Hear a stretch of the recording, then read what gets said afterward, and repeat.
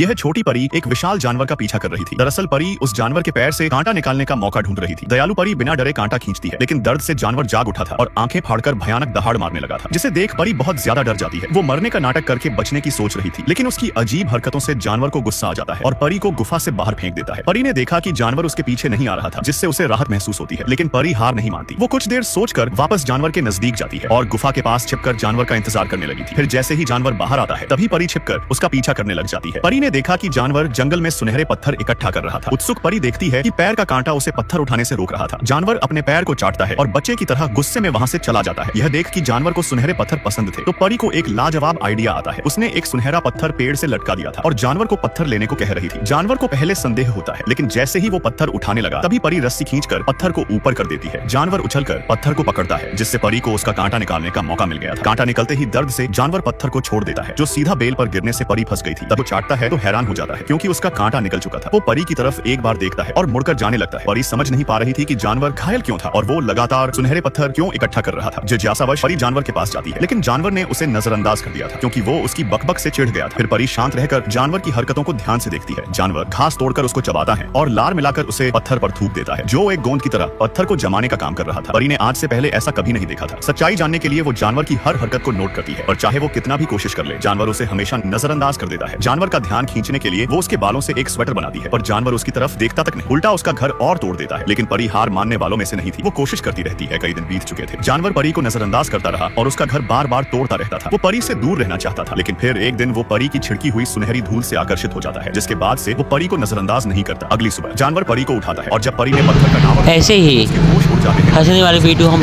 हमेशा अपने पोस्ट पे डालते रहते हैं और घूमने में और खेलने में बहुत मज़ा आती है। इस वीडियो देखते रहो और हंसते रहो, और कितना हंसो कोई था नहीं है, और बहुत मज़ा आती है देखने में। बच्चों के साथ देखो तो और मज़ा आती है। ऐसे ऐसे वीडियो देखने के हमारे चैनल सब्सक्राइब जरूर करें। Thank you. करने में मजा आने लगा था। परी के जादू से उसका काम भी तेज हो चुका था, लेकिन मस्ती मस्ती में उसने एक पत्थर जोर से मार दिया, जो सूरजमुखी के बाग में जा गिरता है, जहाँ दूसरी परियां रहती थी, जिसे देख सुनहरी परी को खतरे का एहसास हो चुका था। वो जानवर को जंगल से हटाने की कोशिश करती है, लेकिन वो तो पत्थर इकट्ठा करने में व्यस्त था। मजबूरन सुनहरी परी अपने सोने की धूल से उसे आकर्षित कर जंगल के अंदर ले जाती है, लेकिन एल्वन गार्ड्स परियों ने उन्हें ढूंढ लिया था। वो जानवर को पकड़ने के लिए बेहोशी का फल फेंकती है, लेकिन सुनहरी परी ने तुरंत दिशा बदल दी थी, जिससे वो बच निकलने में कामयाब हो जाते हैं। सुनहरी परी रानी को जानवर के बारे में जानकारी देना चाहती थी कि यह जानवर खतरनाक नहीं है, और गार्ड्स परियों ने पहले ही जानवर की सारी कहानी रानी को बता दी थी कि यह जानवर हजारों साल में जागता है और सुनहरे पत्थर इकट्ठा करके 4 मौसमों के टावर बनाता है। फिर जैसे ही हरे बादल आते हैं, तो जानवर एक भयानक राक्षस में बदल जाता है।